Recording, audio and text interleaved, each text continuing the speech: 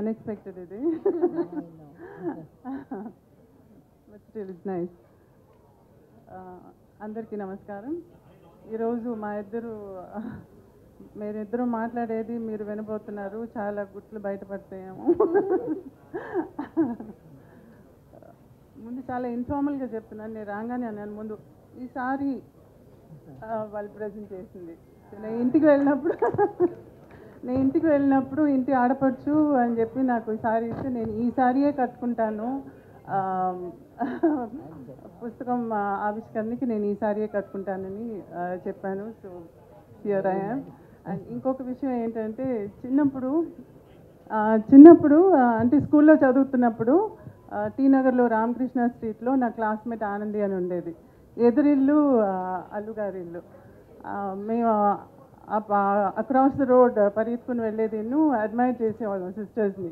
వాళ్ళు చక్కగా సారీ కట్టుకుంటుంటే మేము అప్పుడు ఇంకా స్కర్ట్ అండ్ బ్లౌజ్లో ఉన్నాం అన్నమాట. సో మెల్లిగా హాఫ్ సారీ నుంచి సారీకి షిఫ్ట్ అవ్వడానికి ఆదుర్తా వాళ్ళని చూసి. సో ఎలా సారీ కట్టుకోవాలని నేర్చుకుంది కూడా వాళ్ళ దగ్గర నుంచి. సో అక్కడి నుంచి వచ్చిన క్లోజ్నెస్ ఇది. ఎక్కువగా కలవకపోయినా వేరే వేరే ఊర్లైనా స్టిల్ దట్ క్లోజ్నెస్ హార్ట్లో ఇంకా అలాగే ఉంది. So that continued. అండ్ ఒక ఇంట్రొడక్షన్ ఇవ్వాలి నేను, ఎందుకంటే సంజయ్ అన్నారు కదా మేము ఇంటికి వెళ్ళి పిలిచామని. బిఫోర్ దాట్ దానికి ముందే నేను ఫోన్ చేసి సురేఖకి ఫోన్ చేసి ఇలా అనుకుంటున్నాము, బుక్ ఉంది, అది చిరంజీవి అనే గారే దాన్ని రిలీజ్ చేయాలి అని అంటే అసలు ఇంకో థాట్ లేదు, ఆయన అడగలేదు, ఏమీ లేదు. అయ్యో అవునమ్మా తప్పకుండా చేస్తారు, అంతా ఆయనే చూసుకుంటారని గబగబా చెప్పేసింది. అంటే అది కాదు, ఆయన్ని అడిగేసి అంటే నేను చూసుకుంటానులే అన్నీ అని చెప్పి పెట్టేశారనమాట. This is how it went. నేను ఇంటికి వెళ్ళి ఫార్మల్గా పిలవటం అదంతా తర్వాత. అప్పుడు నేను చూడలేదు. అంటే అవార్డు వచ్చిన తర్వాత, పద్మవిభూషణ్ వచ్చిన తర్వాత నేను చూడనే లేదు. నేను చూడాలి, నేరుగా వెళ్ళి ఇన్వైట్ చేయాలని చెప్పి మా ఆయన నేను ఇంటికి వెళ్ళి వాళ్ళని కలిసి ఇల్లంతా తిప్పి చూపించారనమాట. అంటే నాకు రెనోవేట్ చేసిన తర్వాత నేను చూడలేదు ఇల్లు. సో ఎంత చక్కగా నా చేయి పట్టుకుని ఒక తోడు పుట్టిన సిస్టర్ని ఎలా ట్రీట్ చేస్తారో అలా. నేను చిరంజీవి గారిని అన్నయ్య అని పిలుస్తాను, ఎందుకంటే ఈరోజు ఈ ఫంక్షన్ అంతా నేనేమన్నానంటే ఇంట్లో సింపుల్గా ఈ బుక్ని రిలీజ్ చేసేసి మీడియా వస్తే చాలు, ఇంకేం వద్దు నాకు, మీ చేతులతో బుక్ ఇవ్వాలి అంతే, ఇంకేం వద్దు నాకు అని చెప్పా. ఇమ్మీడియట్గా ఆయన ఇలా ఆలోచించి ఎవరైనా పిలవాలి, ఎంత పెద్ద ఫంక్షన్ చేయాలని ఆలోచిస్తున్నాను. నేను అలా కాదు, చిన్నదిగా చేద్దాం అంటే అలాగే చేద్దాంలే అని చెప్పేసి ఈరోజు ఇట్స్ కమ్ టు దిస్. అమ్మకు ఒక పెద్ద కొడుకుంటే ఏం చేస్తారో అది చేస్తున్నారు ఇవాళ. నేను ఎప్పుడు అనుకుంటాను తమ్ముడిని, నువ్వు ముందు పుట్టి ఉండకూడదా అని చెప్పి. బికాజ్ మేమిద్దరు కొంచెం ఇన్నసెంట్గా ఉండిపోయాం. We did know how to handle things. అన్నీ చాలా యంగ్ ఏజ్లో జరిగిపోయినాయి. బట్ ఈరోజు ఒక పెద్ద కొడుకుగా ఉండి అమ్మకి ఇలా చేస్తున్నారంటే I don't know what to సే.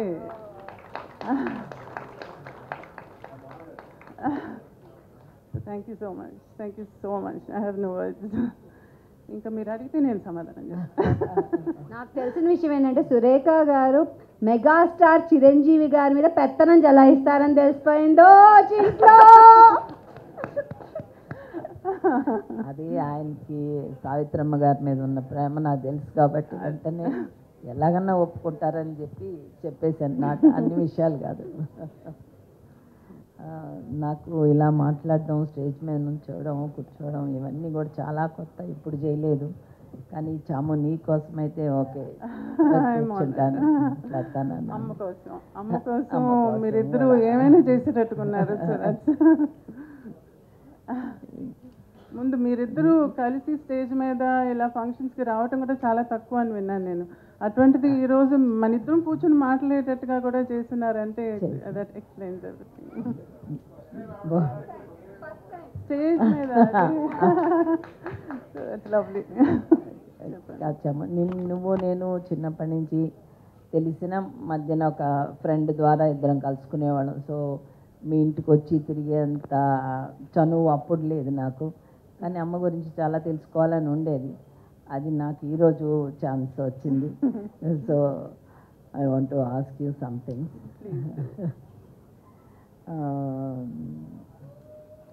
అమ్మతోటి చిన్నప్పుడు మీరు అమ్మ చాలా బిజీగా ఉండేవాళ్ళు. కాకపోయినా అమ్మ గురించి చాలా బయోపిక్స్ వచ్చినాయి, అమ్మ గురించి చాలా బుక్స్ వచ్చినాయి.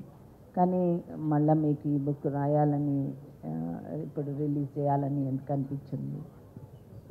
అమ్మ గురించి ఒక పెద్ద మూవీ కూడా రిలీజ్ అయ్యి పాపులర్ అయింది, మహానటి అని. ఈరోజు చిన్నపిల్లల దగ్గర నుంచి అమ్మ గురించి అంత అఫెక్షనేట్గా మాట్లాడుతున్నారంటే ఇట్స్ బికాజ్ ఆఫ్ మహానటి. మహానటిలో అమ్మ చిన్నతనం, తను చేసిన సేవలు, తన ఒక కంప్లీషన్ లాగా తీస్తున్నారు, from the beginning to the end లాగా తీశారు. కానీ యాక్చువల్గా మీరందరూ మహానటి అని చెప్పి ఆ పేరు పెట్టింది ఎందుకని? బికాజ్ ఆఫ్ హర్ యాక్టింగ్ ప్రొవెస్ కదా. అందుకని నాకు అనిపించింది అమ్మ ఫిల్మోగ్రఫీ లాగా ఒక బుక్ ఉండాలి, వేర్ తను చేసిన ఇంపార్టెంట్ ఫిల్మ్స్ అన్నీ ఒక రికార్డ్ లాగా ఉండాలి ఒక బుక్లో. అదైతే పర్మనెంట్గా ఉంటుంది. దాన్ని చదివితే ఒక్కొక్క ఫిలింలోనూ ఆ క్యారెక్టర్కి ఉండే ఇంపార్టెన్స్ ఏంటి, ఎందుకని మహానటి అయింది అనేది ఎక్స్ప్లెయిన్ చేసేటట్టుగా ఉండాలి. అండ్ ఊరికే చదవటం అందరు చదవరు, ఈరోజు మనకి విజువల్స్ కావాలి. అందుకని మంచి ఫోటో ఉంటే దాని పక్కన ఒక రైటప్ ఉంటే చదవటానికి ఇంట్రెస్టింగ్గా ఉంటుంది. దానికి the best person is Sanjay. ఎందుకంటే తన దగ్గర అన్ని ఫోటోగ్రాఫ్స్ అన్నీ ఉన్నాయి, తన దగ్గర చిన్నప్పటి నుంచి కలెక్ట్ చేసింది. సో నేను తన దగ్గరికి వెళ్ళి నాకు ఫోటో ఉండాలి, పక్కన మూవీ గురించి రైటప్ ఉండాలి, అలా నాకు ఒక బుక్ కావాలి. సో జనరేషన్స్కి, మా ఫ్యామిలీకి కానివ్వండి, లేకపోతే మీ అందరికీ కానివ్వండి, మీ ఫ్యామిలీస్కి కానివ్వండి, జనరేషన్కి ఒక రికార్డ్ లాగా ఉండాలి అమ్మ గురించి అని చెప్పి నేను ఆ బుక్ని రెడీ చేయాలనుకున్నాను. దిస్ ఇస్ నాట్ అబౌట్ చిన్నప్పుడు దాని గురించి ఎలా ఉన్నారు, పెళ్ళి గురించి, పిల్లల గురించి, తర్వాత ఏమైంది, ఇదంతా కాదు. దట్ బుక్ ఇస్ ప్యూర్లీ తన యాక్టింగ్ గురించి, మహానటిగా తన యాక్టింగ్ గురించి మాత్రమే ఆ బుక్లో ఉంటుంది. సో ఆ రీజన్తోనే నేను ఈ బుక్ చేయాలనుకున్నాను. అలా ఇండస్ట్రీలో చాలామంది పెద్ద ఆర్టిస్టులు ఉన్నారు, డైరెక్టర్స్ ఉన్నారు. ఇంతమంది ఉండగా ఎందుకు ఈయన చిరంజీవి గారితోనే చేయించాలని అనిపించింది నీకు? మీకే తెలుసు రీజన్ ఏంటని చెప్పి. మీరు అడగకుండా కూడా నాకు ఓకే అన్నారు కదా. నేను ఫస్ట్ టైం ఇంటికి వచ్చినప్పుడు ఆయన డాన్స్లో కొంచెం కాళ్ళు ఇదయ్యి కర్ర పట్టుకుని హీ హ్యాడ్ ఇంజరీ. పైనుంచి నేను వచ్చానని తెలిసి ఆ కర్ర పట్టుకుని మెట్ల మీద నుంచి దిగొస్తున్నారు. అయ్యో ఏంటి కర్ర అని అంటే, వచ్చిన యాక్సిడెంట్ అయినలేమా, ఏం లేదులే అని అన్నారు. కిందకు వచ్చి పలకరించి కాఫీ తెప్పించి మాట్లాడుతూ అప్పుడు చెప్పారనమాట, నాకు పొద్దున్నే లేవంగానే అమ్మ మొహం కనపడాలమ్మా, నేను లేవంగానే బెడ్రూమ్లో అమ్మ ఫోటోనే ముందు చూస్తాను అని చెప్పేసి, నేను అమ్ముతానో లేదో అని పైకి వెళ్ళి ఆ ఫోటో తీసుకుని వచ్చి మరీ నాకు చూపించారు. So who does that? See genuineness అంటే your thought, word and deed should be the same. మనం మనసులో ఒకటి అనుకునేది, మాటలు ఒకటి చెప్పేది, చేసేది ఒకటి. చాలామంది అలా చేస్తారు. ఊరికే నోటితో ఆవు అని మాట్లాడటం ఒకటి, లేకపోతే ఏదో ఒకటి చేసేదిను పెద్ద పేరు తెచ్చుకునేది. అలా కాకుండా ఫర్ హిమ్, చిరంజీవి గారికి ఏంటంటే ఆయన థాట్, వర్డ్, డీడ్ మూడు ఒకటే. ఆ జెన్యున్నెస్ని ఇట్ టచ్ మై హార్ట్. అందుకనే నేను ఆయన తప్ప ఇంకెవరు ఈ బుక్ని రిలీజ్ చేయకూడదు, ఆయనే చేయాలి అని చెప్పి పట్టుబట్టి నేను డైరెక్ట్గా ఆయన అడిగాను అనమాట. So that's the reason. And ఈరోజు చూడండి, ఆయన సరే ఇంట్లో రిలీజ్ చేయండి, మీడియాని పిలుద్దాం చాలని అంటే, జస్ట్ లుక్ ఎట్ దిస్. ఇంకా కొంచెం పర్సనల్ విషయాలకు వస్తే, మేము మా చిన్నప్పుడు మా నాన్నగారు చాలా బిజీగా ఉండేవాళ్ళు, చాలా మిస్ అయ్యేవాళ్ళం. కానీ అమ్మ మాతో ఉండడం వల్ల మేము మిస్ అయ్యేదాన్ని కొంచెం తగ్గింది, అమ్మ అన్నీ చూసుకునేది కాబట్టి. కానీ మీ విషయంలో అమ్మ నాన్నగారు ఇద్దరు కూడా చాలా బిజీ కదా, మీరు ఎంత మిస్ అయ్యి ఉంటారు? అమ్మతో టైం అసలు స్పెండ్ చేయడానికి వీలుండేదా కాదా ఏంటి అని? చాలా మిస్ చేసామండి యాక్చువల్గా. I did miss.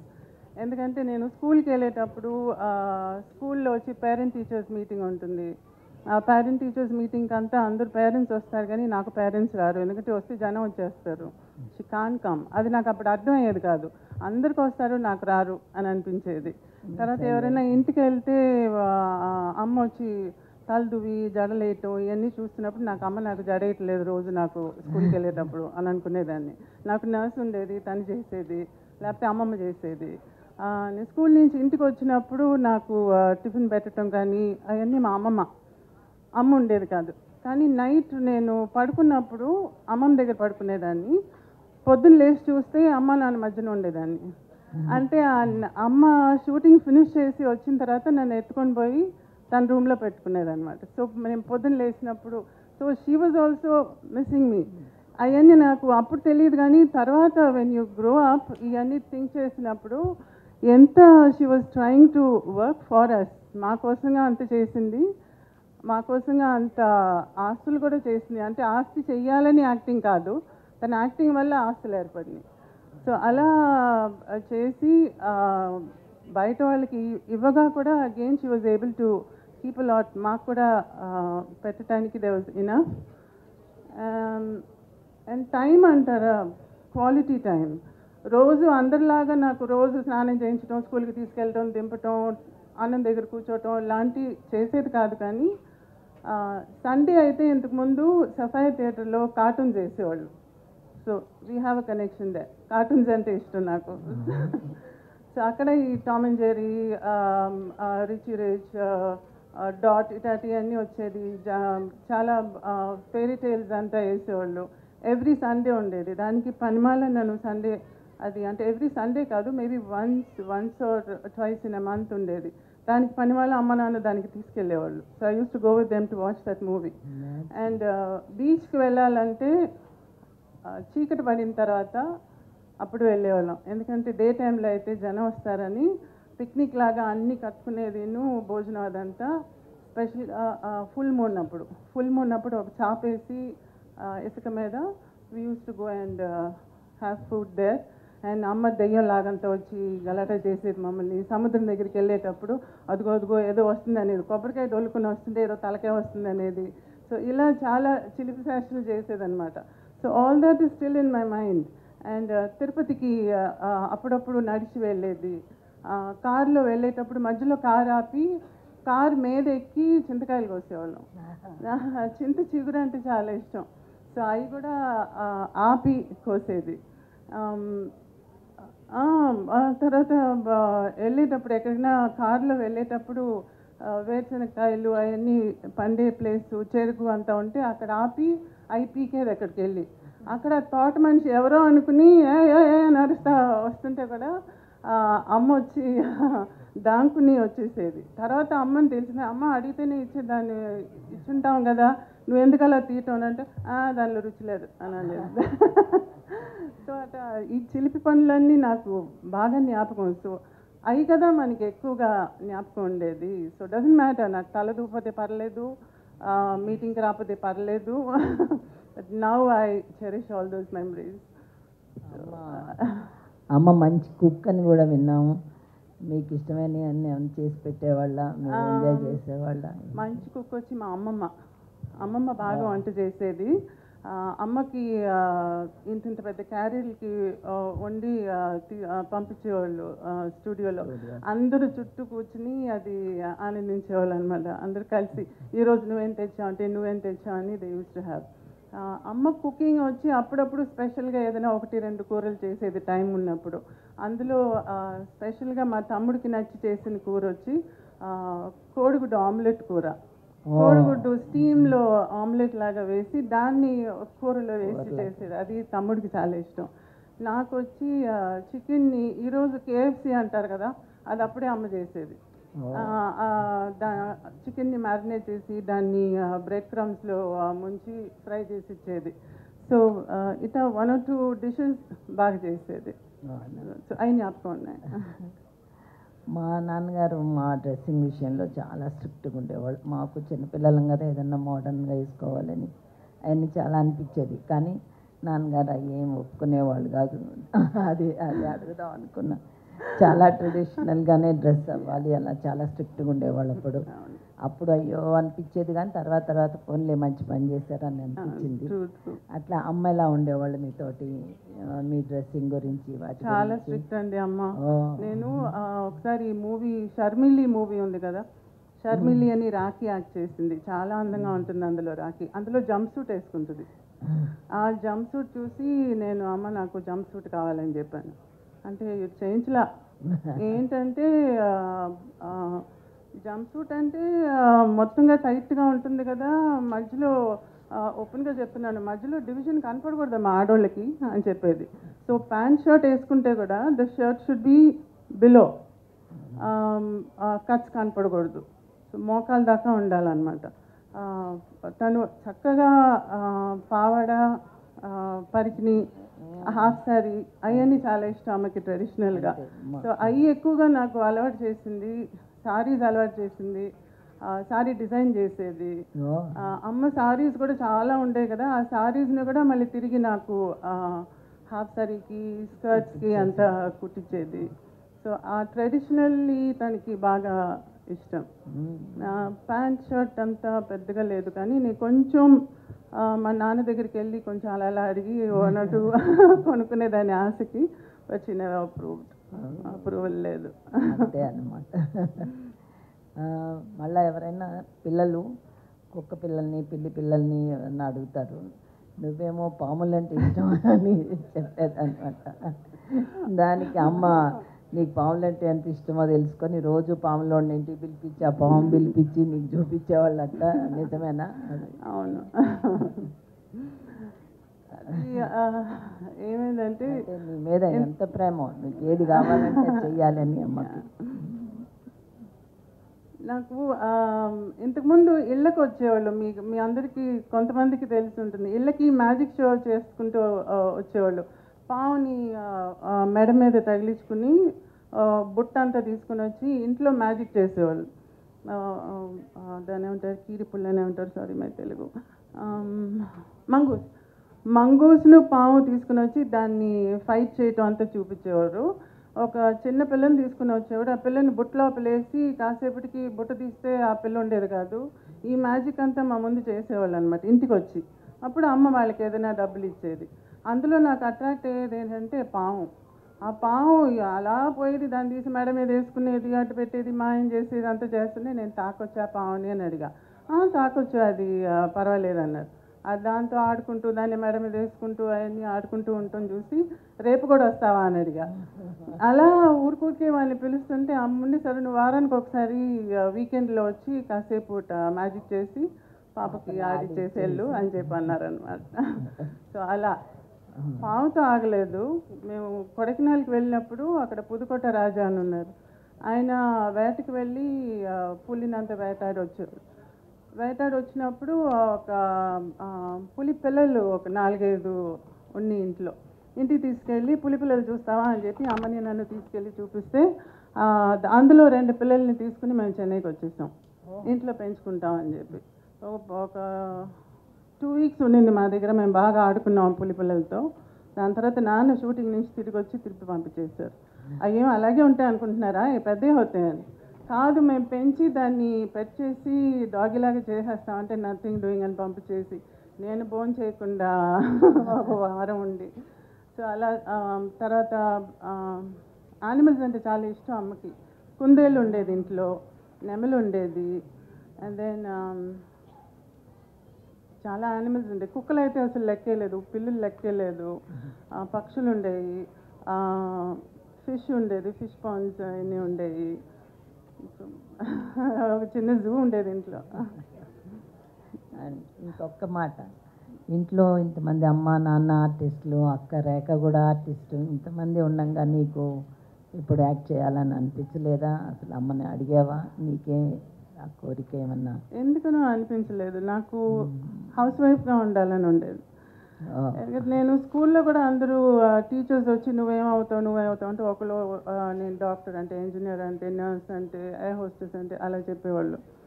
కానీ నాకు హౌస్ వైఫ్గా ఉండాలని ఉండేది. ఎందుకంటే నాకు ఇల్లు చూసుకోవటం, పిల్లల్ని పెంచడం ఇదంతా మేబీ బికాజ్ నేను ఆ పార్ట్ అమ్మ దగ్గర కొంచెం మిస్ చేశాను కదా, అందుకని నేను వచ్చి నా పిల్లలకి అలా ఉండాలి అని అనిపించేది నాకు. సో ఐ డిసైడెడ్ అప్పుడే ఐఎమ్ అ హౌస్ వైఫ్.